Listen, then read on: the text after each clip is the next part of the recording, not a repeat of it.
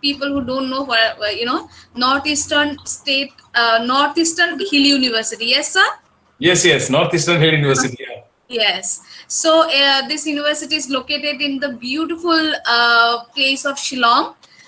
So he will be speaking from Shillong, Meghalaya. So we welcome you, sir, and I I know and I hope that this session will be very interesting to our participants, and definitely sir is from the discipline of political science. So there are participants who are not from the Department of English. So it will be very useful for those participants as well as the participants who are from the English department, because we believe in interdisciplinarity. So I am looking forward to listening to your lecture, sir. So I hand over the session to you, sir. Right. Thank you very much, Pratyusha, for saying so many warm words about Shillong and the Northeastern University. But basically, we are all teachers, whether young or old. We all belong to the same profession, and our idea is our most important responsibility is to probably move the academic agenda forward, so as to help the society to grow in a very balanced manner. I think in that context, while I was listening to the partition study, the while partition studies do have their own limitation, but they also have kind of a great dangers embedded in it, where people are often reminded of the kind of gory tales which have taken place in the past. And if you most remember, probably that could be coming up in our own way of going further. I think in political science, why I talk about it, because when you talk of a discipline called political science, or you call it policy science, or you call it governance studies, this is primarily futurist. It has a futuristic agenda where it wants to build up a future rather than talk of the past. I think every discipline has, but then this discipline is most important simply because, as we know, that when we talk of building up our own society, where we'll talk a little bit about pandemic now, and where we'll see that we need to build up our own house in order rather than merely start having a blame game, which is often seen in the context of retrograde politics. I come from the discipline of political science. We have to understand as to how our politics is being governed in our own country, in our own society, and also in the rest of the world, and whether any kind of a change that comes up in our own times, in our own live times, or in the times, or in the life and times of our future generation, whether it will really help us to build up a society that we are looking forward to, which should be, as we say in our own discipline, which will be well governed, which will be prosperous, and also which will be non-discriminatory. I think non-discriminatory as a theme is probably quite embedded in the study of political science, in the study of various disciplines which are within the subject of political science. And that context, since politics tends to involve, we know politics is the, as we call it, politics is the art of power. And that is what the political science has been defined, that whosoever knows how to exercise power properly would prove to be a good political leader. We don't say politician, good political leader, and who doesn't know how to exercise power probably would be left behind, and which is probably part of the memory. I think the topic that I will be talking about here, and one of the most important component of our so-called, within quote, representative politics that we have in our own country, which is what is known by the broad name of democracy. We will be talking about rethinking ethnicity. And when you talk about ethnicity, and why does it have to be reworked? Why does it have to be rethought about? And what are the dangers if we hang on to the traditional beliefs which have been propagated about ethnicity, or about ethnicity as a cultural term in our own society? And we also have to see as to whether the present day challenges really they pose us a challenge as very creative thinkers within our own discipline, or we need to look beyond it. I think I've been living in the Northeast for the last 25 years. It's one of my most important learning creative period, when I came from Delhi here to understand as to how the Northeast region is being governed, and what is the basically lies in all these societies. So when you talk of societies, I don't talk of society because there is a debate whether India is a nation, or India is a nation of nations. So when you talk of nations, we also understand each of the ethnic community, they can also be classified as a nation, provided they have developed an idea about the task of governance, about a political future. The moment ethnic communities tend to have come up to a stage where they have decided about, they have some ideas about a political future, about political destination or political destiny, they tend to become nation. So whether India is a nation or a nation of nations, the debate is still there. But if we believe India is a nation, that will be pointing out that will be pointing out our attention towards the creation of what we call is nation building, and where all the nations tend to get into a kind of a national integration framework, where we tend to feel a nation like a sense of oneness with each other, each other community, which may be different from each other on the basis of ethnicity. And I think and then so nation building, national building or national integration tends to be a kind of a post independent India's project, where all the communities are now trying to be woven into one particular nation, where probably the so-called India as a nation could become stronger, could become more developed, where it will be able to fulfill the values as they have been laid down in our own India's constitution, and which is there in the preamble. I think and all those values which have been spelled out in the preamble tend to be directed towards making us forget our so-called traditional ethnic boundaries and try to get co-opted into a new kind of a boundary, a new kind of a bond, which will help us to strengthen our own identity as well as the identity of the country. So I think when you talk of ethnicity, I know that whenever you come to Northeast, when you study of Northeast, or when you go to any fora talk of Northeast India very significantly tends to exhibit the kind of diversity which is there in the rest of the India too. And when you talk of Northeast India being a diverse society or a diverse region, doesn't take our attention away from the fact that India is a multi-ethnic, multi-religious, multi-communal country, where each one of us, irrespective of our ethnic identity, tends to have been assured a place under the sun to live in equality, to live with a sense of justice, and also to be able to practice a culture of brotherhood amongst us. Brotherhood also, when the constitution makers wrote, they were not very feminist in orientation. Feminism came up in the late 1947, where probably the women group who tend to call themselves feminists, and feminists also have different kinds. But then let's understand that the women group or groups who call themselves feminists tend to have said that, well, this brotherhood doesn't include sisters, so you have to have another sisterhood, which is where feminism went for this segregation of the term, and probably for new identities. So here, when we're talking about it, we understand that as the academic discipline tends to have grown further with the intervention of new knowledge, with the intervention of new technology, with the intervention of new kind of developments which are coming up in the world, which also today includes the information technology, we tend to be focused on creating more and more separate identities than the identities that were there in our own history or in our own society. So here, when you talk about it, we tend to understand Northeast tends to be geographically diverse, although it tends to be called a kind of a region of 8 states. And as we see that this is probably one of the richest states in terms of the linguistic heritage that India can boast of.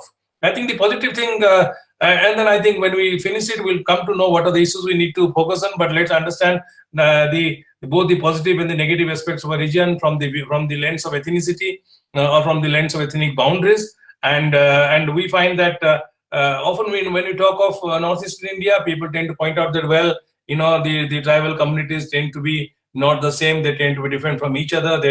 We understand that is true, that the tribal communities do come from Southeast Asian side, and they tend to also speak Tibeto-Burman or Sino-Burman languages, which were very different from the languages that was being spoken by the so-called people who were living in India before the tribal communities migrated into India. And we know that there have been various reasons as to why they migrated, and and also we need to understand that that the continuous migration of people from the Southeast Asian region, and who tend to speak Tibeto-Burman or Sino-Burman languages, who tend to be different from the cold of rest of the India, Austropaloid anthropological identity, tend to have given this region and the country a kind of a diversity which probably no other country in the world, even in the 21st century, can boast of. So when you talk of the Northeast India, often we find the speakers tend to focus on the kind of divergence, the differences, the difficulties, and also the kind of the kind of negative factors which are associated with our own so-called political jargon, rather than tend to focus on the kind of issues where which need to be focused on because of the positivity or the positive impression that will give to any thinker, any researcher, or also any other sensible person.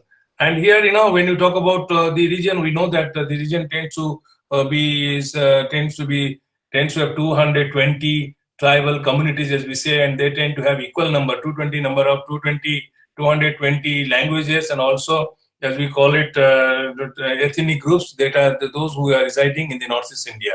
So that way, even if Northeast India is connected with with a narrow corridor with the rest of the India, which is called famously Chicken Neck, but still Northeast India tends to be can be also classified into a kind of a region which the rest of the India probably cannot be boast of. So given the diversity of languages, given the diversity of dialects or the cultures that we tend to have, and Northeast India, in addition to being a biodiversity hotspot, one of the 7 or 8 biodiversity hotspots of India, it also tends to be a kind of if we are allowed to say, some kind of a cultural biodiversity spot also when compared with the rest of the world. So that way, anything that happens in the Northeast tends to occupy the attention of the not only of the Indian leadership and also of the world, simply because that the world tends to have become one. We know when McBride talked about India being a global village, and when at that point of time, I think we have gone through the book and we have seen that at that time we didn't understand that, because we had got used to a kind of urban lifestyle in the sense of city-based lifestyle, which was being created or which was being set up in gross negligence of the rural areas of the country, and also by overlooking the Gandhian idea of India lives in the villages, which probably called for more development. So this urban style of living tend to have made us more remote from our own fellow brethren who were living in the villages. And since we are living in the urban areas, we had come to classify ourselves to be more advanced, to be more cultured, rather than the people who tend to live in the villages. And we also find the same feeling, that same feeling tends to permeate our mind when we tend to think of the people who tend to live in our own neighborhood. When you talk of neighborhood, it is not only mere neighbors, and when you talk of neighbors, we have to understand that the neighbors also tend to be coming from different kind of ethnicity, different kind of social groups, different kind of classes, and also different kind of cultural boundaries. And that is where when you talk of Northeast Asia, we also have to understand that when you come to ethnicity, we'll see that ethnicity probably is being used more in a kind of a segregated manner rather than in a unified way, where probably people could feel a sense of unity. And when you talk of unity, we need to understand that India's constitution, when it was erected in 1947, and and the rest in the so-called constitution making, all the communities have played a very important role. And given the fact our history writing has taken place, and given the fact there has been a dominance of the Western educated elite, and in the sense of hurriness, in the sense of hurried history writing, some communities have probably not been talked about as in detail as has been talked about in the context of Northeast India, in the context of the rest of India, and also probably in the context of Assam. I think and that is where when you talk of social science, we need to also understand that that when you talk of when you think of rethinking the social categories, where ethnicity tends to happen to be one of the category, we need to also understand that history writing also will play, rewriting history will also play a more important role in building up a sense of unity and integrity amongst all the ethnic communities who may be residing in any part of the country, including the Northeast India. I think when you the Northeast, we'll go to a little bit of British history. We'll see that why our sense of feeling, sense of identity, or our as we call it in our own political science, penchant for playing politics with the terms. With the terms tend to be more based on British history than on the so-called independent history, history of independent India. We all know that the Britishers did play a kind of a role which was quite expected of them, because they were colonizers, they were colonial people. They did not have, and they came to India as traders, and later on they had to go through those political processes because they were trying to establish and strengthen their power of control over the Indian colony, and hence they had to engage in a kind of a different kind of a governance system, which was most to their liking, which was suitable to their own orientation, which was also economically useful to their own country, to their motherland, that is called Great Britain, rather than anyway suitable to the colony, colony that they were governing. So here, when you talk about the British history, we know that the ethnic groups of the northern India, although they tend to have origin in South Asia and tend to have come primarily from Myanmar, China, and Thailand, we know that the way this region was found to be very, very difficult to govern, simply because that the Britishers didn't, and Britishers were going into those areas where they had all the kind of assurance of economic benefits, and primarily what you call it profit in business. And since they were traders, they were looking to sell things, looking for trade connections, and they were trying to extricate as much profit as they can by trying to trade with the local population, and up to that extent the British state had made inroad. When you talk of Northeast India, we need to understand that the so-called British state was probably typically absent from the Northeast India. And Northeast India, I think, when you talk of the absence of the state, the British state, because we know when you talk of the rest of India, the British state was quite a bit paramount. And if we read about the British history in the then colonized India, we will see that how the rest of the India was being subjected to the British style of operation, where the police were being unleashed, where all kind of violence were being unleashed on the people, and the same was probably not at all seen in the case of Northeast India. That is because the Northeast India, they found that Northeast India was difficult to govern for them, and there was nothing to trade.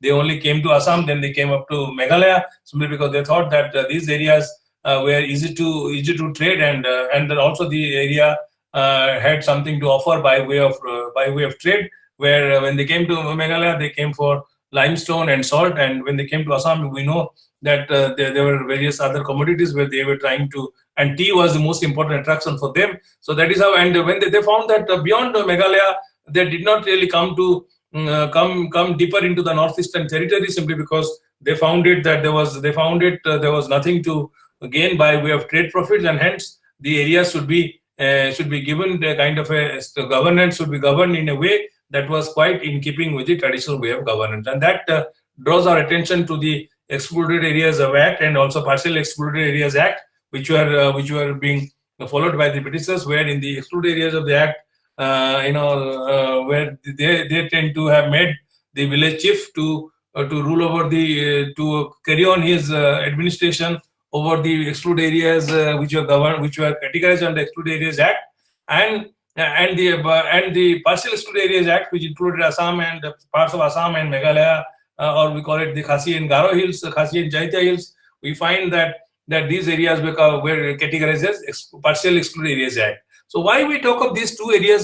Simply because that we know then wherever the British state was marching in terms of establishing its suzerainty over the local population, these the northeastern India, including the both Excluded Partial Areas Act, were somehow had gone through a different process of state building, where we find that the state was completely absent, and it was left to be governed by some kind of a traditional way of governance.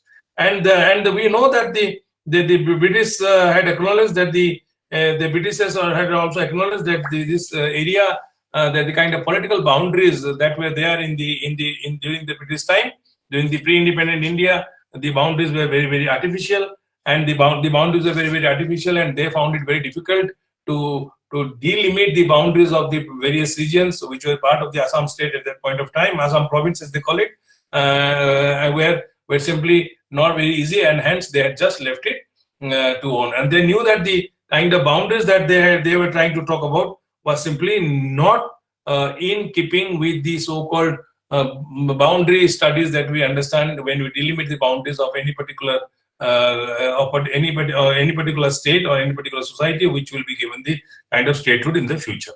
So when we talk about them, we find that I think I'll come back to a little bit more about the history. But when you come back to the Britishers here, we find that the British not only acknowledge the colonial boundaries were very artificial, which tends to have which created problem for the future generations in the post-independent India. We also find that the British also tend to have also gone in for fighting various wars with the so-called international neighbors like Burma. We find that the separation of the Burma in 1937 and the partition of India in 1947 tend to have divided the tribal groups and tend to have made them scattered across the international boundaries. So that in addition to the administrative problem that we found in the context of the British governance, and in the where they tend to have provided for some kind of a dual kind of governance in the whole of India, we also found that their way of establishing some kind of a political boundaries with regard to within the Assam province were also very, very artificial. And also we find that they are fighting wars in order to extend the British Empire in the whole of Indian subcontinent, tend to have also come in the way of the simple traditional living of the people, which made them divided across international boundaries, which made them scattered across the boundaries as they went on winning the countries, and also they went on giving independence to countries before India was given independence in 1947. So here we find, this kind of a situation created a very kind of a bad memory for the people, where people belonging to a particular ethnicity did not find it very, very convenient and also culturally suitable when they were scattered across the boundaries when new states were created in the so-called in the pre-independent India and also in the post-independent India. So here you find that and then in addition to this, we also found that although there is a section of Indian intelligentsia which may be devoted towards praising the British actions, but we need to also understand that while their actions might have had some limited impact in terms of the positive gains that Indian nation gained in the post-independent. Yeah, I'm in a lecture. Hello. Yeah, what has happened is that that not only just 1 minute.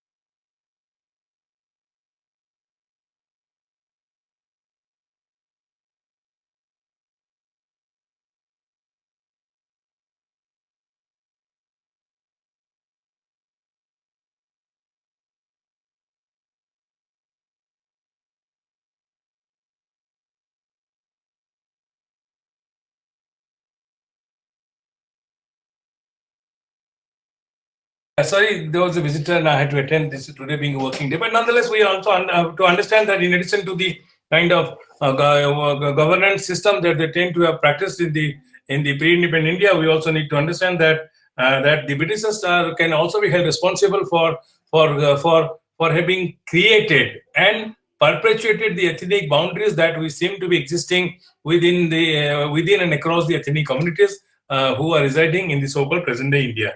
I think in this context we can quote Robert Neil Reed, who was the British governor of Assam, who while talking of the hill people in the northeastern Indian region, tend to have expressed his view. I quote that these people do not look like Indian, neither culturally nor in origin, nor in language, nor in appearance, nor in outlook. And also, very suckingly, he tend to have said that these northeastern region people tend to have been attached to India by way of accident. I think this kind of a understanding that the British governor, and we should remember that the British governors were also not very prominent. They were not the intellectuals who were asked to send to govern as British representative to Indian territory. They were simply being selected by the so-called British, either by the British Trading Agency or from 1858 by the British government, and where they seem to have come up with very casual writing. And since they were they were so-called Anglicized elite. They were English-speaking elites who had the kind of a very high education potential in our own country, tend to have left some writings in history which tend to create more of a problem for us to understand each other, irrespective of the fact that we tend to belong to different ethnic boundaries. I think whenever we talk about ethnic communities, we find that people tend to be, even now as of today, tend to be quoting the kind of writings of Charles Hammondruff or Guer, or there are other British thinkers who have written about India, and that seem to be forming a kind of a platform for our own intellectual exercise. But the question is that while there may be, some writings might have a limitation, might have some positive things to in terms of helping us in writing our own researchers. But the question is that we should not be depending more on the negative writing, because that was the writing was such that it was the English people who came from Europe. It was the Europeans who were talking about Indians, and we're talking about the people who lived in the non-European territories and who were trying to sort of leave some impressions which were either they were very settled in the sense they were limited by their own understanding. They had their own limitation, given the fact that they were mostly administrators and not any kind of intellectual mindset, and that seemed to be creating for us any kind of a motivation for us to go in for a kind of a unified outlook. By unified outlook, I understand that since we are part of the country, we must have to remember that we have to be part of a country which has come up in 1947 willy-nilly, despite the fact that India still respects the diversity. We need to develop some kind of an understanding where probably more and more of understanding can be brought up by our own researchers, rather than merely hinting on or insisting on our kind of differences, either in terms of ethnicity, in terms of religious differences, in terms of other kind of differences that we can find amongst our own people. But and then when we go to the state building, I think we need to understand that the Britishers tend to, if we find certain terms having acquired a kind of a meaning, I think in European sense, if any word which does not undergo change with the changes in the time tend to be called a monument. I think we all pass through certain monuments where we find when the same monument tends to exist, if it is allowed to exist and is not broken or is not being shifted away, tend to be existing in the same manner as we saw when we were a child and when we are already grown-up adults. So that way, and why I'm saying is because I understand that the ethnicity that is being understood in the Northeast India tends to be understood and applied in a monumental sense, rather than in any kind of a transitional sense that it would have led to the so-called merging of our different segregated dissected identities into one broad identity which could be Indian. I think we also have a kind of a understanding in this region, saying that we are since the Britishers said we are not part of the Indian, we don't look like Indian, we don't look like rest, and given the fact that people, ethnic communities go through a lot of changes, both genetically and also culturally, we find that people tend to have acquired some kind of a multicultural identity. The multicultural identity may be different from multi-ethnic identity, because we understand, even if I am we now say even if somebody may be born tribal, but if somebody stays in, somebody may be born Khasi, maybe if he or she studies in Delhi, he or she becomes a kind of a non-tribal elite there, and then if he or she goes to work in a European country, he tends to become more European, I think. And that is where we find people tend to go through a kind of a stage in the modern times, a kind of to acquire a kind of a multi-ethnic character, then belonging to one particular singular ethnic community. So here, when you talk about these kind of changes which have come up, I think we need to understand that the political process which has which has undergone both in the pre-independence India and post-independent India right up to today. We can see that this politics probably has played an important role in either in the creation and perpetuation of a particular ethnic identity, or in case of certain ethnic communities, the merging of the ethnic identities in case of certain ethnic communities. So here we find, so when you talk of politics, I think we understand politics is also the art of govern. And we also have a quote in our own discipline where any office can become depending on what the office holder chooses to make it to be. So and that takes us to the so-called politicians or political leaders who in the past played an important role in the context of India's independence, and also they are playing as important a role today in the context of building the so-called modern India, and in building it to be a kind of a modern, economically prosperous and powerful country as of today. When you talk of India, we need to understand India is an emerging power. India tends to have undergone so much of changes that India is now not only a regional power in the Southeast Asia. India is also being able to pose a kind of a competition to China as far as winning over friends in the Southeast Asia is concerned. Why talk of Southeast Asia? Because we all know that the tribal community, that the so-called ethnic communities who are residing in the Southeast, in the hilly area, tend to have their some kind of a ethnic brethren, some kind of their ethnic brothers or ethnic community relations with the people living in the Southeast Asia. And that is where probably India was forced to play an important. India was forced to come up with a policy which is there in the context of India in 1992, which is called Look-East policy. And the Look-East policy has now been transformed into Act-East policy in 1990 in 2004, where India is trying to win over the so-called culture. India is trying to harness the cultural commonality which existed between the people of Northeast India with the people of Southeast Asia, where probably trade will be given a kind of a boost. But then why we're talking of these policies? Because Indian government had to come up with this policy simply because the Northeast India, given the fact that given its geographical location, tend to have been treated in a very negligent manner, tend to have been overlooked in the country's growth story, and where probably when people did not have anything to feel proud of being the citizens of the modern day nation, tend to be forced to go back to their ethnic identity, which tends to remind them of all the negative stories which were the case in the pre-independent India, and which should have been removed by the activities of the independent government of India. And here we find that if at all we find that there have been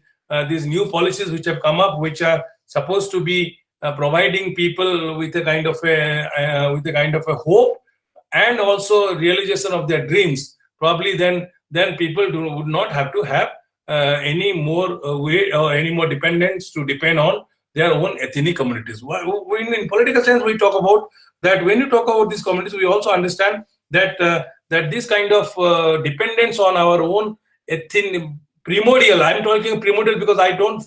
We have to also acquire some kind of a modern understanding about ethnicity, about ethnic communities, about how our own story will have to be presented to the rest of the world, need to be paid attention to, rather than merely hankering on what has been in the past. So here, when you talk of politics, you find that the politics of the modern India, immediately after independence, you'll find that although in the northeastern India we find certain ethnic communities were hankering for separation from India, but certain other communities were also wanting to be part of the India. And also at the same time, they were trying to claim more and more autonomy in the matter of their governing the affairs of their own communities. And here we find there are two trajectories where we find that certain communities were trying to be part of India, and were trying to be part of India with a greater degree of autonomy, and certain other communities were trying to demand secession. And that is where we find that the Naga secessionist movement tend to have been very, very separatist in the beginning, simply because they wanted, while they didn't participate in the so-called statehood movement, because they wanted independence from India right after India became independence. But other communities which were there in the Northeast India, they had decided to be part of the so-called Indian territory or Indian mainland Indian territory and wanted to have some kind of a independence in the some kind of autonomy, which they wanted that their cultural life will not be disturbed, and that was what was promised by the Constitution of India in through the enactment of the sixth schedule. I think the sixth schedule was in for creation of a autonomous region, autonomous councils, autonomous districts in the so-called Assam province, where which later on gave rise to the new statehood movement, which was again based on search for a new political destiny. But their dream was already attached to the existence of the Indian territory. But and whenever you talk of ethnicity, we also know that separatism, as we talk of in case of Naga National Council, tend to have also coexisted along with the demand for greater autonomy amongst certain other ethnic communities in Northeast India vis-a-vis the act of separation. And the beauty of the communities lies in the fact that many while we talk of 220 ethnic communities living in the Northeast India, tend to have not opted for separation, while a very selected number of communities, given their own historical orientation, demanded independence, tend to have led the Indian state to realize that probably a new kind of governance, which was promised on the sixth schedule, has to be promised to them, and which calls for a kind of a greater orientation amongst the people, where not only the region would be given a lot of developmental activities, and also the social distress that the people are people are facing can also be removed. When you talk about this kind of a thing, we know that there has been a great demand for autonomy. Even now, we find that the sixth schedule, which has been promised only to 4 states, Assam, Meghalaya, Manipur, Mizoram, and Tripura, we find more and more autonomous tribal communities which are existing in North India tend to be demanding the sixth schedule recognition rather than demanding any kind of a setting up of the council which is not protected by the sixth schedule of the Indian Constitution. And then this tends to present a picture as to why people tend to look for central kind of a governance rather than the state level of governance, because they probably realize that probably the central level governance tend to give them more independence, tend to give them more autonomy in enacting their own growth story, in bringing in development to their respective geographical regions where they are residing, and they rather feel a sense of discrimination with the kind of governance that is being enacted by the state government. We all know that today, when you talk of Northeast tends to be consisting of 8 states, and 8 states tend to be protected by the India's constitution, which they tend to have their own autonomy to rule over those areas, those subjects which are listed under the state subject and also under the state list and also in the concurrent list. But then the question here is that why there is if at all they tend to be part of the same state. More of the states, Northeast states tend to have been also to some extent tend to have been created on the basis of ethnic boundaries. I know that ethnic communities tend to have been dispersed across the state boundaries within India, and they have also been dispersed across the international boundaries. But nonetheless, when the statehood movement were led by certain ethnic communities, and where the states have been created to fulfill the aspirations of the same ethnic communities, why within the state the same ethnic communities tend to demand the central governance rather than tend to opt to be governed by the so-called state government, which is of their own. And and that probably will be pointing out for attention that this continuance of ethnic boundaries is more of a problem of governance than of government. We know that there was a British author who tend to have said that these the tribals opted for self-governance rather than being state governed. I think there is a quote here. When you talk about it, we find that. But then here, when you talk about the governance and governed people, we find that while people wanted optimal self-governance, they still did not want to be state governed within their own state.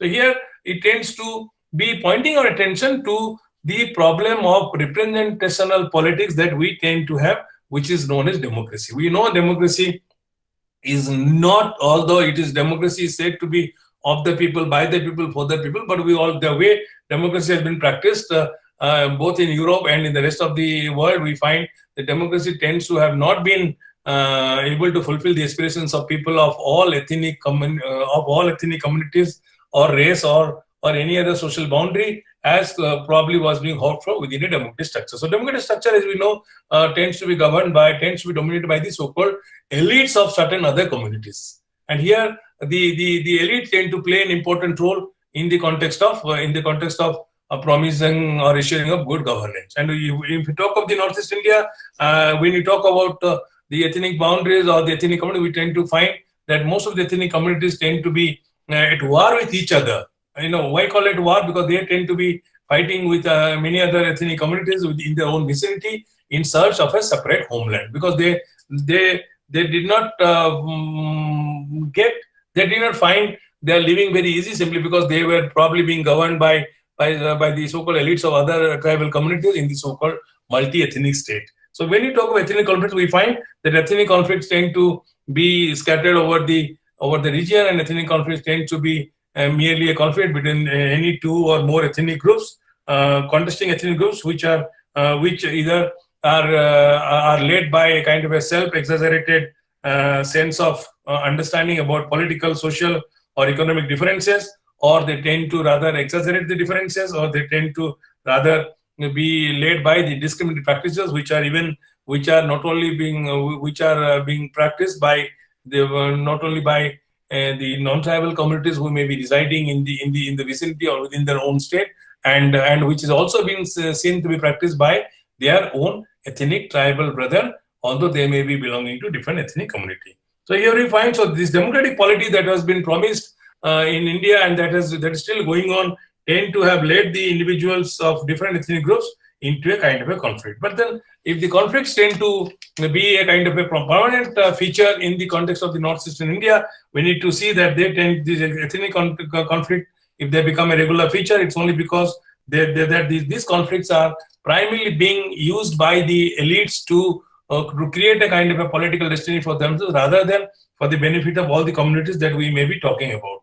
And here we find that the elites who tend to be dominating the so-called ethnic politics in the northeastern India tend to be westernized, educated elites, and tend to have kind of a notion about the governance of the state, which is absent in the context of their own members of their own ethnic community or members of other ethnic communities. So there is a kind of a lack of understanding about the way that the Westminster style of governance, that is democracy, and the Eurocentric state is governed, and which tends to create some kind of a disgruntlement amongst the people who tend to be found to be enmeshed in any kind of a violent conflict.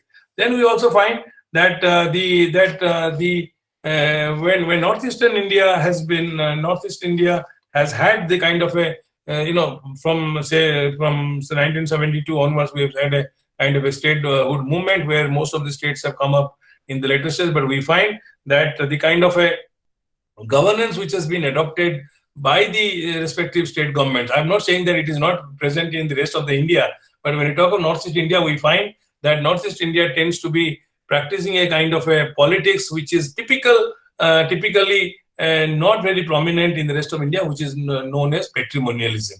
Because here we find that most of the politics that is being practiced within any particular state in the North India tends to be more patrimonial, more based on patronage than we find in the rest of India. We know that democracy is also a kind of a patron-client relationship, because where economic interests tend to drive our way of governance, and where we tend to be removed away from politics, which is the welfare of all, tend to be more based on patronal relationship in any kind of a context. But when you talk of Northeast India, we find that since any ethnic community, elite from any ethnic community who tends to be in the position of power tend to practice a patronage politics, which tends to make the other ethnic communities residing within that particular geographical territory called state far removed, alienated from the state politics, which he or see the communities that hope for working in their own favor.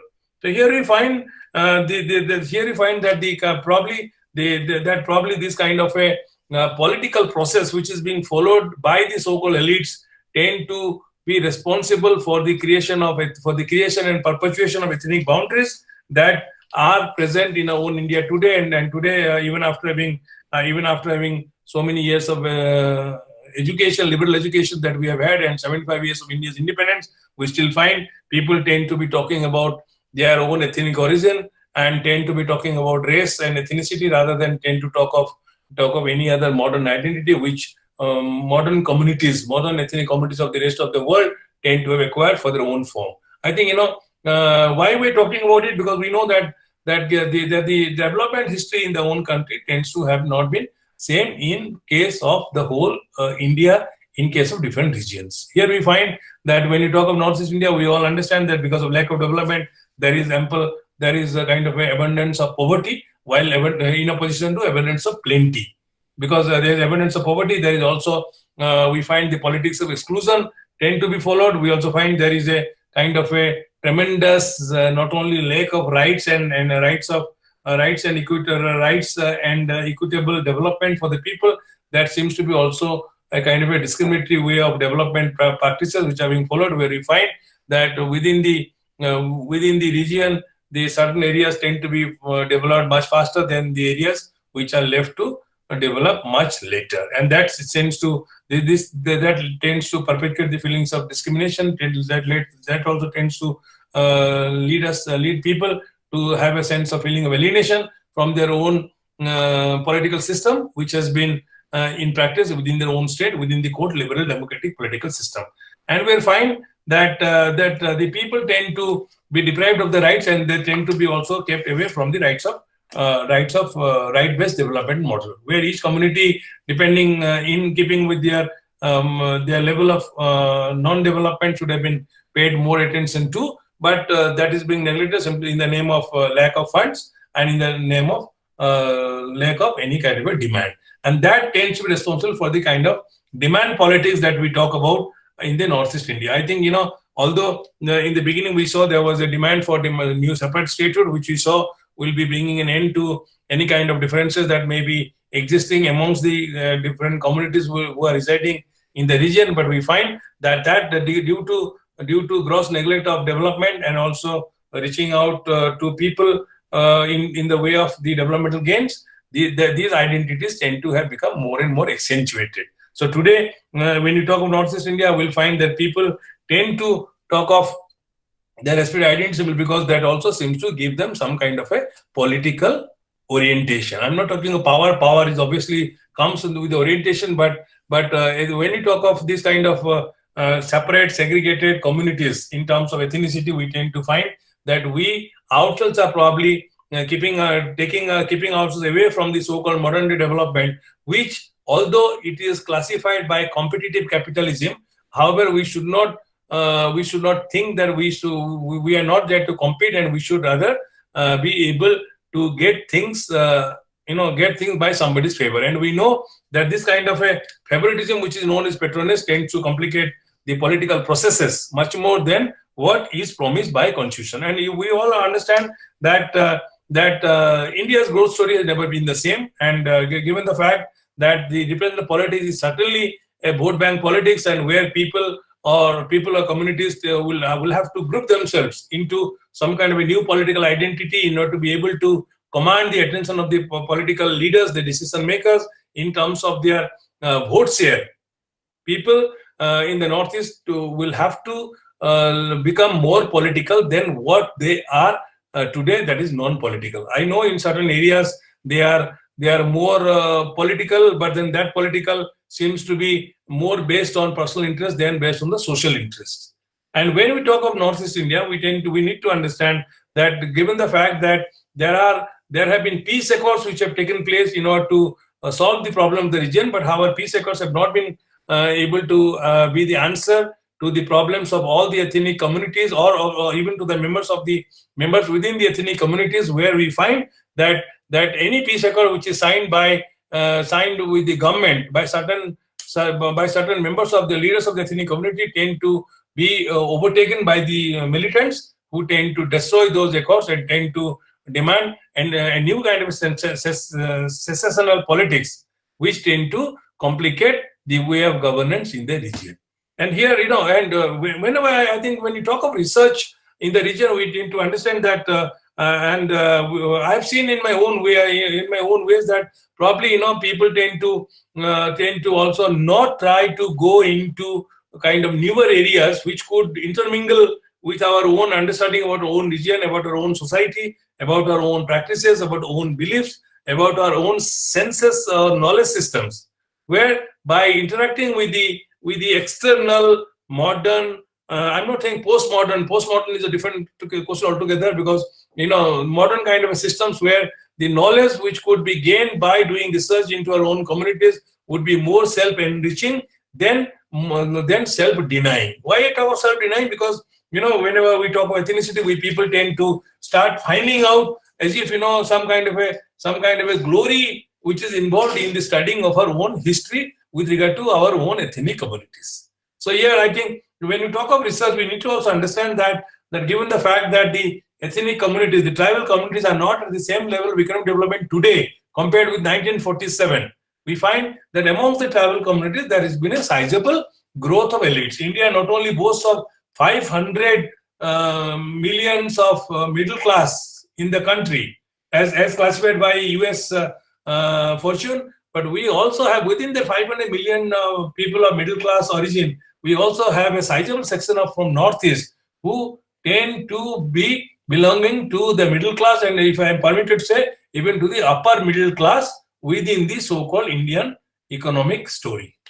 So here we find that, so when you talk of the elites, so why are you talking of this growth of middle class within the so-called, within quote, as was perceived by economically backward, tribal communities? We find that the growth of middle class tend to be representing some kind of an economic boom, and more importantly, if you go to the Marxian paradigm, class formation. We are, previously we all said tribal population tend to be egalitarian in belief, and I don't think that there is anything egalitarian today. And I've seen that. I think if you go by the newspaper reports last year, amongst the highly expensive automobiles which were bought, four-wheelers or cars, as you say, were bought by Indian population. Cars more than 25 lakhs were bought by 25 lakhs people from Northeast. So that shows that the size of the middle class and their economic wealth has also grown to a great extent, which tends to point to our attention nothing but growth of class system. Class of, as Marx tends to divide the society into two classes, haves and have-nots, and here we find that not everybody is not on the equal economic level of either you call it growth or lack of growth, but there has been a sizable growth of middle class who tend to command much more wealth in India, in Indian society, and within their own respective society or ethnic community than we can think of. So here, and in the kind of research that we see in the Northeast by the various research scholars and also the intelligence, I do not see that there is an integration of such kind of a class formation or class basis into their own research. People still tend to believe, I don't know, I also read in the paper, I may not be a tribal as but having lived in the Northeast, I'm no less a tribal human being than anybody else. My color may be different. I look like a Keralite, that's a different issue. But by staying here, you become a part of their society, and that is where I think it's a question of integration, and where we find that the class formation or the class notion is never permitted, never allowed to be permitted into any research that we tend to talk about. And every research that is being talked about in the case of ethnicity or in the case of Northeast, any theme that we talk about, we tend to still have the same paradigm as if it is like the center versus the periphery. We know that people like the book where they say the periphery strikes back. Everybody would like to see that the region, any region, by the resources which are embedded in the society are made use of, and the economic boom is allowed to take place. But nonetheless, we need to understand that the that the so-called egalitarian belief that we have been practicing as the value of the ethnic community or in ethnic community within the Northeast tends to be not true. People tend to be based on differentiate from each other in terms of class formation and in terms of their position of wealth, and we find there is probably a kind of a huge economic gap which has come up between the members of the same community and amongst the tribal communities in the whole region, and where by looking at those class formations, we'll be probably be able to understand the so-called social reality as it is existing in the Northeast than what has been going on today. And if you talk about ethnic politics, we talk about, and also we need to remember the democratic politics by its own nature tends to be rather not united but rather fragmented, which tends to divide people and tends to tends to create elites within that particular community, and by its own nature, that elite tends to become far removed from the members of their own ethnic community rather than remain one with the members of the same community. So democracy by nature is fragmented. Democracy by nature tends to be segregated, and democracy tends to be rather more division oriented than unity. And here, although when you talk of unity, we may be understanding that, well, we talk of unity of population, unity of country. Well, the unity of country, what you talk about in terms of geography, but it doesn't say unity in terms of people within one particular country or within one particular state or within one particular society will be at the same level of economy as could be found in case of other people.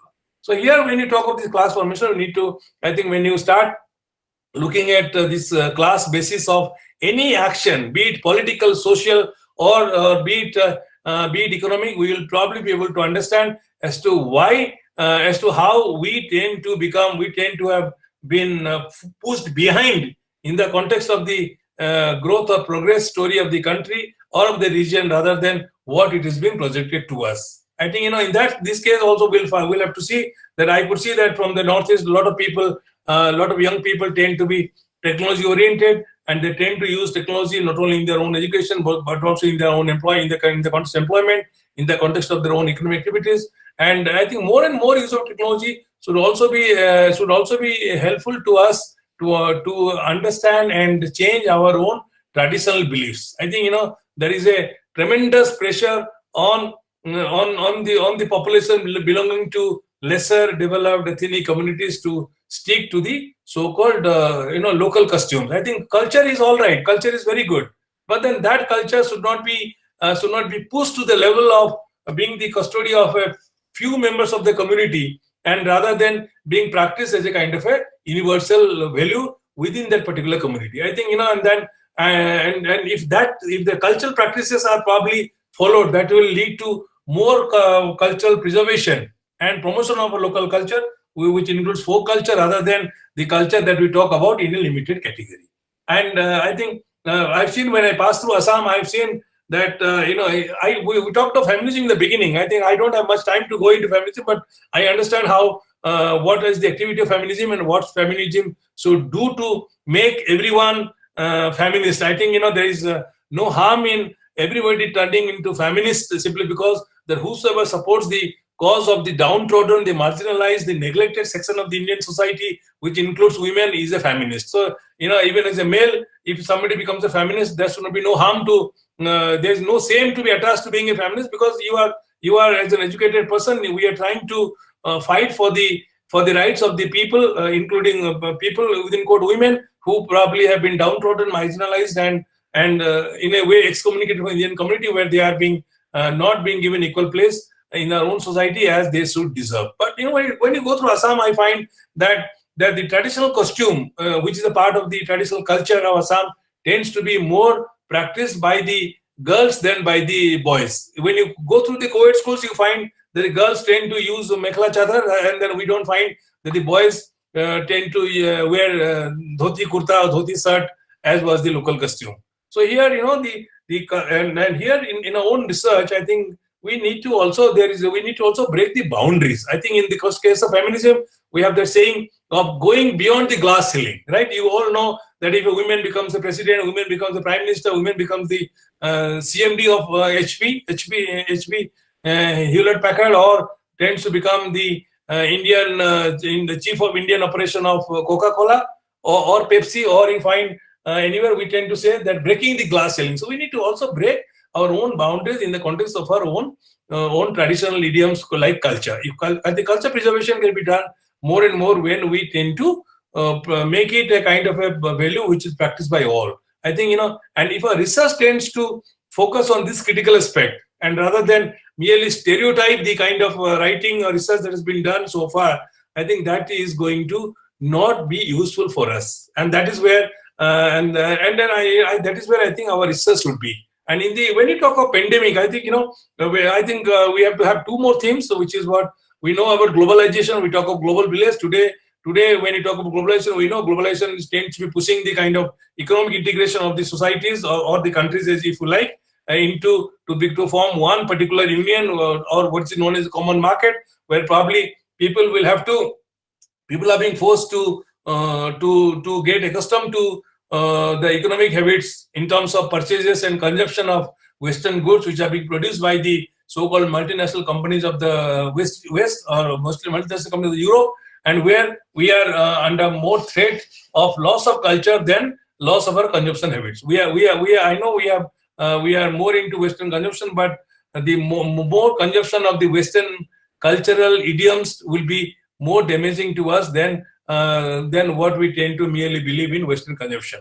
I think, and our research, if we're talking of our preservation of ethnic identity, I know identity politics tend to be played in the context of political processes in a negative manner, and although it has been played in a positive manner, because more and more you find the elites tend to grab more and more economic benefits that they can amass through their participation in the governance process. But here we need to understand that the cultural preservation probably would be more of a kind of a salient pillar of any kind of an identity in case of any ethnic community that we are able to think of. I think in this context, our research will also have to, orient ourselves to the kind of globalization processes which are on, and where the communities not only will need to be enabled by the generation of new knowledge for their own preservation, but they should also be able to gain strength in terms of their participation in the new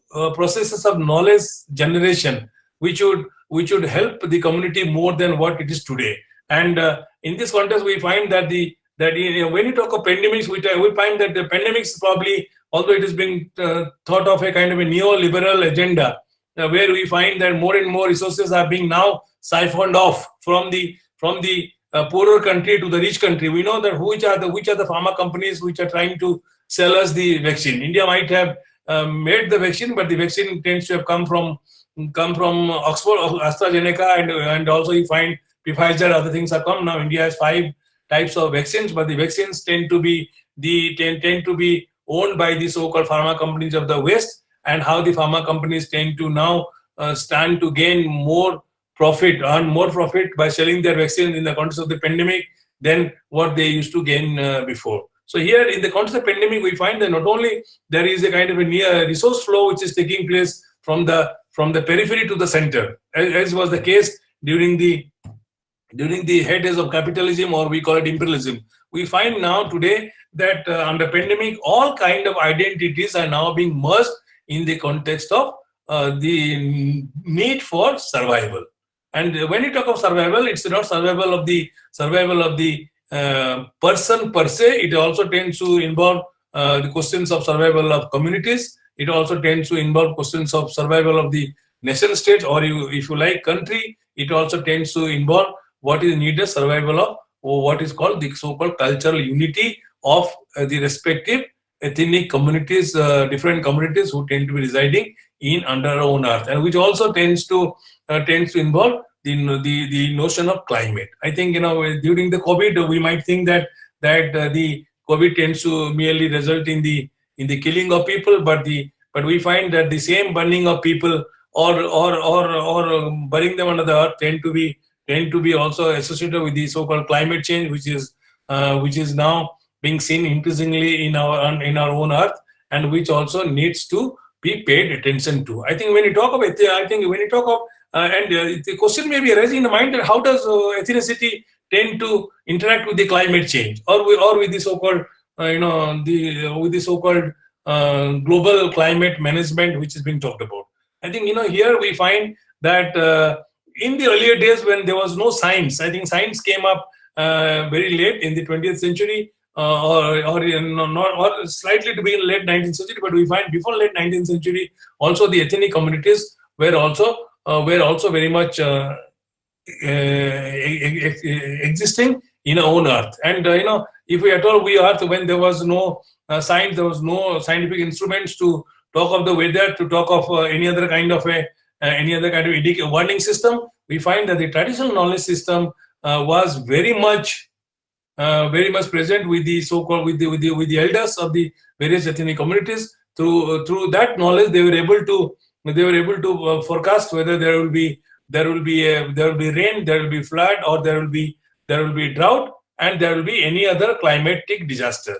So that that traditional knowledge system, which is still found in our own various ethnic in the members of the ethnic communities, also need to be preserved, and also they need to be promoted. And the promotion can only be done. And why it has become urgent? It's only because that we have found the modern day living, not only although it may have become very, very comfortable, it may have become very, very convenient for us, but it has also at the same time become very, very expensive. Today, when you go to buy medicines in the market, I think even a painkiller costs you not less than 20 rupees. And then not only one tablet is prescribed, there are also many more medicines are prescribed, which tends to, even for a small headache, you are going to spend not less than 200 rupees, which was there, which was only 2 rupees or less than, or 1/10 or 1/100th of it when we were small children. And that has come up because that by the theft of the knowledge system, and also by doing active research on the traditional knowledge system and the traditional medicinal system that were present in our own communities, tend to have been taken away by the so-called Western scientific elites, and they tend to be again converting the same ideas into some little bit of mechanized products, and tend to sell us at a higher price, which again tends to be responsible for the rising level of poverty within different ethnic communities in our own country. And that way, when you talk of traditional knowledge system, when you talk of traditional preservation of traditional medicinal systems, I think they also need to be given a lot of boost, if at all we have to survive in a community. So here, when you talk of ethnicity, and why do we have to rethink about ethnicity?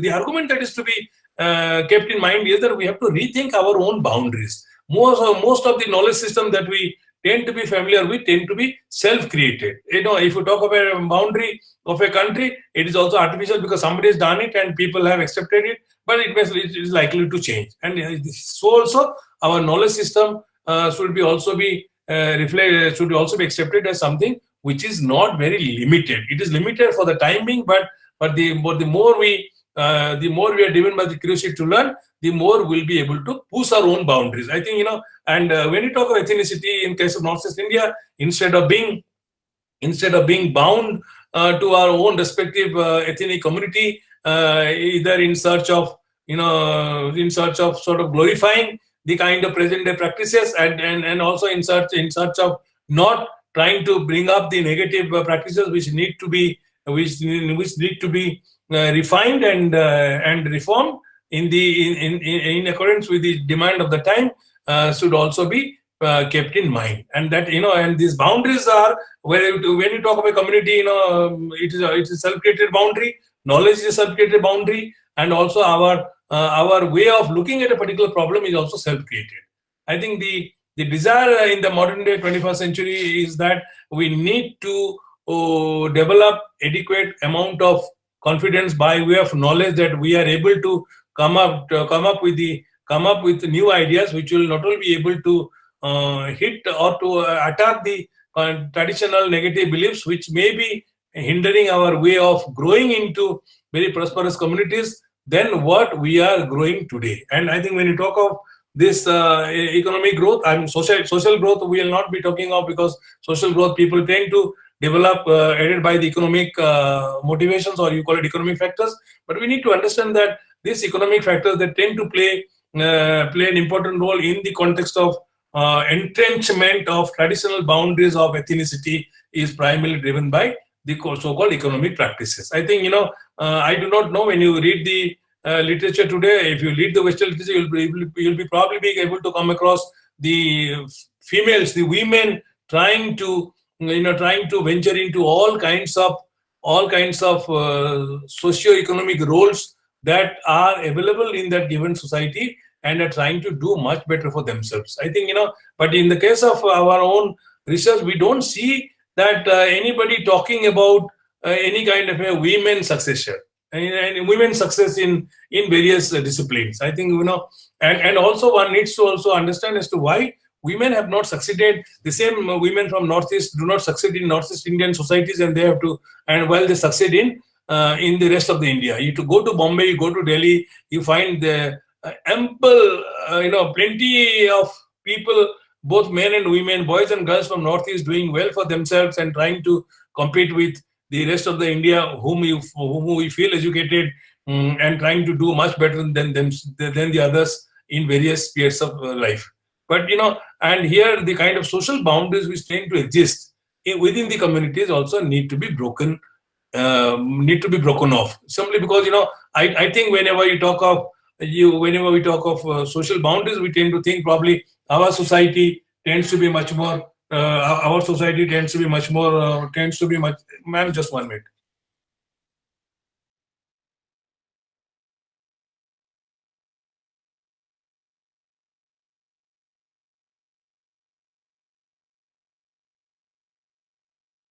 So here, sorry, I disturbed you. So here, we need to, whenever you talk of research, we need to also come face to face with the reality as to what are the factors that tends to what are factors that they tend to hamper or hinder a person, both men and women, from going up in their own way towards the dream of success than what is happening today.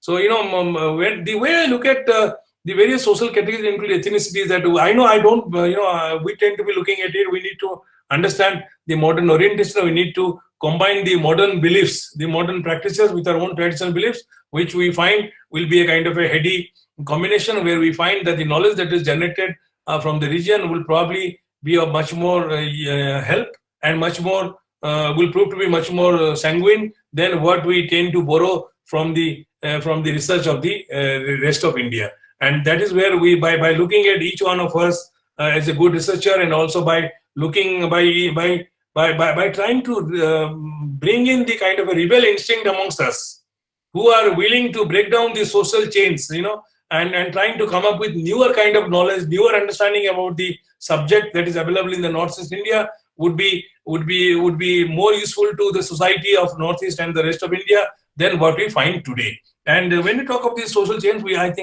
remembered by Rousseau's quote. I think you must have come across a political thinker who was a contractualist and who was a French philosopher who learned from his lessons from Voltaire. His name is Jean-Jacques Rousseau. And Jean-Jacques Rousseau, in his own political philosophy, tends to have said that mankind is born free. Man is born free, but everywhere he is in chains. And these chains, as he talked about chains is again, during the time Rousseau, who wrote in 1789, post-1789 French Revolution period, tends to be also present today, where we find that all the knowledge that is being passed on to us should be treated as like chains, rather than wings which will help us to go into newer areas of research, rather than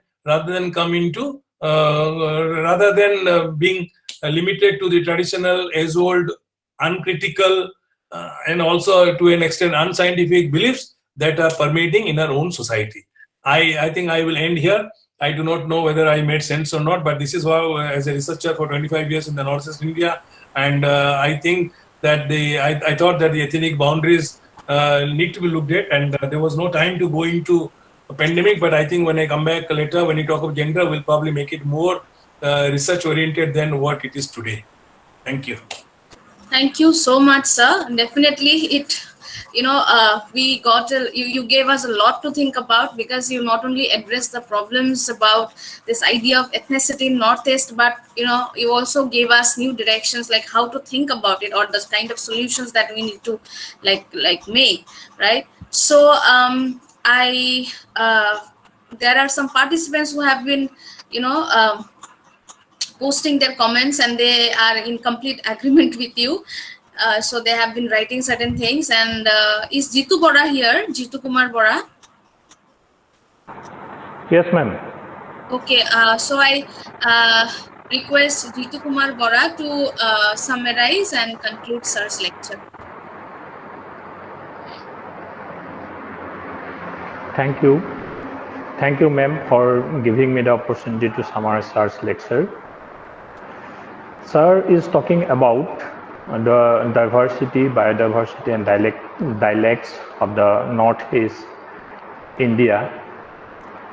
How different community makes India in one India, as referred in the India's preamble.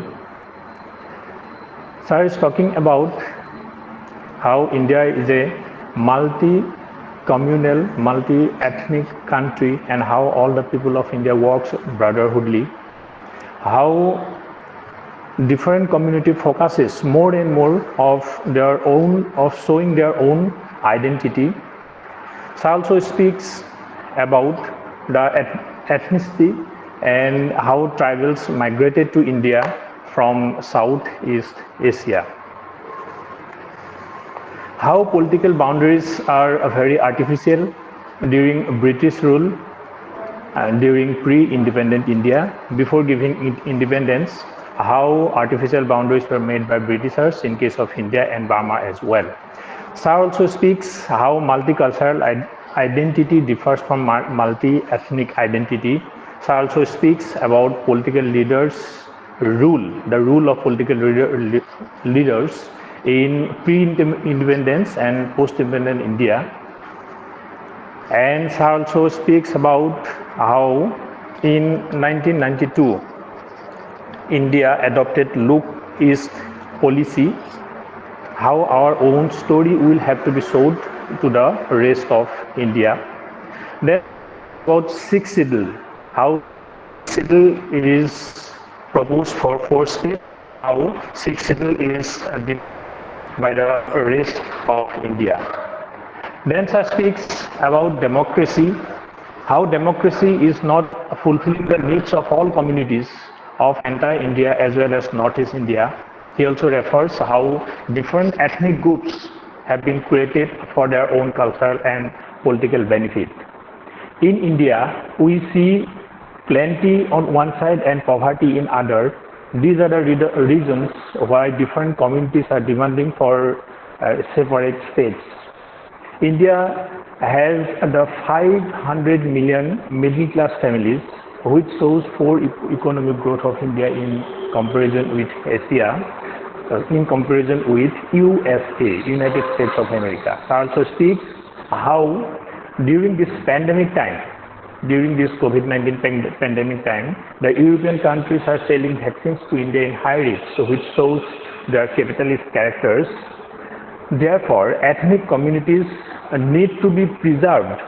We can go with traditional knowledge system, traditional medicine system of different communities, which will help us from buying medicines from other countries. Thank you, sir, for giving us a fruitful presentation. I think it will surely help all of us. Thank you. Thank you, Jitu Kumar Bora, for beautifully summing up sir's lecture. Of course, sir gave us so much to think about. It's not easy to summarize everything, but then you touched upon some key points. So thank you for that. Sir, thank you so much, because, the topic of ethnicity, because it's so important, especially for the people of Northeast. And as you said, your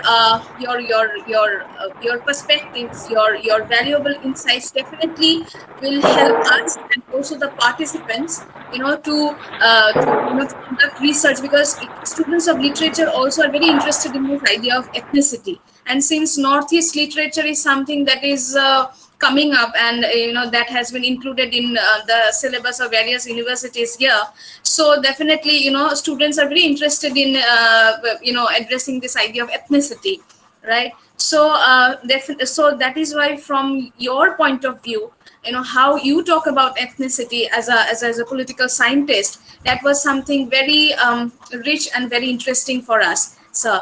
So we hope that in the coming lectures also we will be benefited by your valuable insights. We will be benefited by your honorable lectures, sir. So thank you, sir. Thank you once again, and hope to meet you soon, sir. Thank you, Pratyusha. Thank you, participants. I think I forgot to thank the organizer and Pratyusha for having organized the program. I find in academia also that somewhere, we always see that more activities are being done from outside than from inside. So that way, although it takes time to organize, but it's quite good. Sir, can you hear me, sir? Yes, sir. Yes, sir, we can hear you. I have one query, sir. Yes, please. Sir, just I want to know, since you were talking about the different boundaries or the ethnic conflicts of the Northeast, basically I want to ask one thing related with the state boundaries.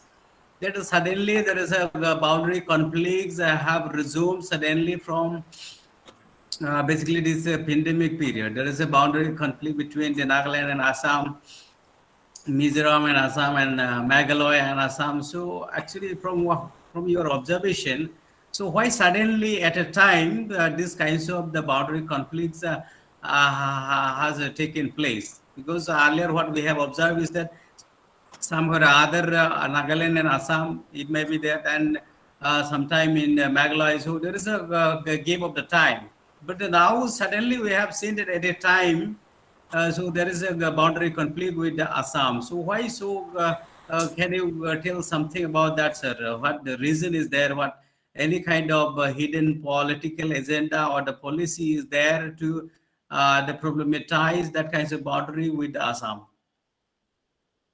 Well, I think the presence of pandemic might be exaggerating the problem, but we should understand that this the so-called existing boundaries which have been delimited in case of various states as they came up after from out of the division of Assam tend to be rather decided by the parliament. On the article, we all know that parliament is the agency which tends to decide the boundaries. And in case of most of the northeastern states, you talked of Meghalaya, Assam, Meghalaya does have the border dispute. Not today. It has happened right from the day Meghalaya came up. And we also find that Mizoram issue only flared up, but then Nagaland issue had been coming up very soon. We also saw when I was in Manipur also Nagaland, they also have the same boundary dispute.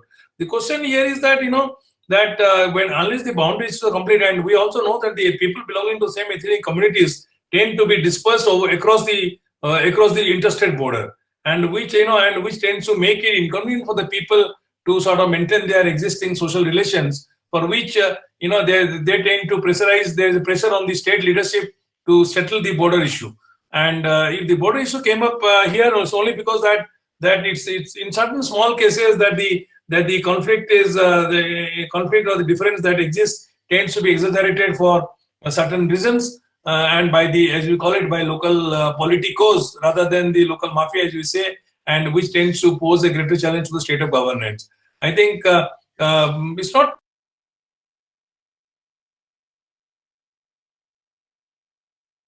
Sir, you are muted, sir. I forgot. So here, most of the northeastern states would have to sort of, come to a kind of a governance framework where the boundary disputes should be settled amicably rather than being used as a kind of a pawn in the so-called local politics of the area, which tends to complicate the existing social processes. And Assam, Mizoram, although we know that this problem came up, but the government of India has also not been able to resolve the conflict, simply because that the various state governments tend to be persistent with their own demand rather than trying to practice a policy of give and take. I think politics is also, when you talk of politics as an art of possibility, politics when you talk of the art of using influence, which means art of being able to persuade the other people. It also involves a policy of give and take. But here, if you think give and take is not possible, it's only because that it seems there is a in the times of say governance, even representative governance, what it has led to more of an hardening of boundaries. Boundaries when you talk of the ethnic or social boundaries, if you may like to say, rather than trying to lead to a kind of a merge of any kind of differences of entities. When you talk of citizen of a state, we should be able to think of trying to come up with a policy of give and take, some kind of approachment, and not try to harden our own position, which makes it very difficult for the other party to solve it. Because and we also know when you talk of Orissa, I come from Orissa. We also had problem with Bihar. If you go to Bihar, you'll also find that some of the Oriya-speaking areas are part of Bihar. Some of the Oriya-speaking part is now they tend to be the portion of the new state called Jharkhand. So here, but even then, we find that because of the give and take, because of the some kind of a political mechanism, that the border issue doesn't flare up as much as we do. Because you may try to distinguish between the ethnic identities of the people who live in the so-called Jharkhand and Orissa border, or Bihar and Orissa border, than in Northeast. What is in Northeast? When you talk of 220 thing, I think as a researcher, I would rather like to call for breakdown of the hardening stance rather than hardening of entities, which makes the problem more complicated than it is solved. Thank you, sir. Thank you. Okay, sir. Thank you so much for your valuable time and also answering to all these questions. We look forward to your next lecture, sir. That is coming up within a few days. So, thank you, sir. Thank you, ma'am. Thank you so much. Namaskar.